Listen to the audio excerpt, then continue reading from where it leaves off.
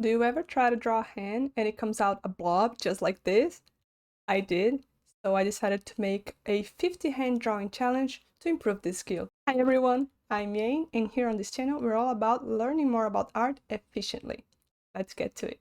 For this challenge, I made at first just one rule, which was to draw 10 hands each day. Simple enough, right? Wrong. I was not on vacation, I was working full-time, and having just this rule meant I spent 3 hours on the first day on this challenge. And I don't have the time for this. So on the second day, I created another rule, which was a 10 minutes limit for each hand. And that turned out to be a great idea because it forced me to focus more and to be more efficient in the study.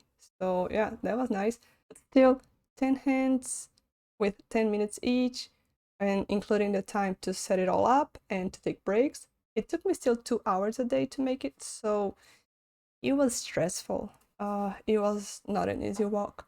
So what were the results? We're gonna see that next after you give the like here, so YouTube can show this video to other people. Let's go. The results were, I understand a lot more about hands now. With each drawing, I started understanding more and more. It was in an intuitive level because I didn't study the actual muscles and bones, but now I can say I understand more like how much each finger will move and how this area here will move as well. So yeah, it was a good challenge. I learned a lot. And also, because I learned a lot, it made me quicker, which is awesome, right?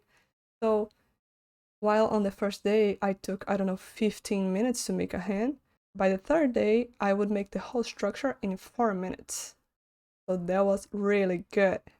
But I did not take advantage of this how I should. And I'm gonna explain it to you now with the mistakes, what I learned from this challenge.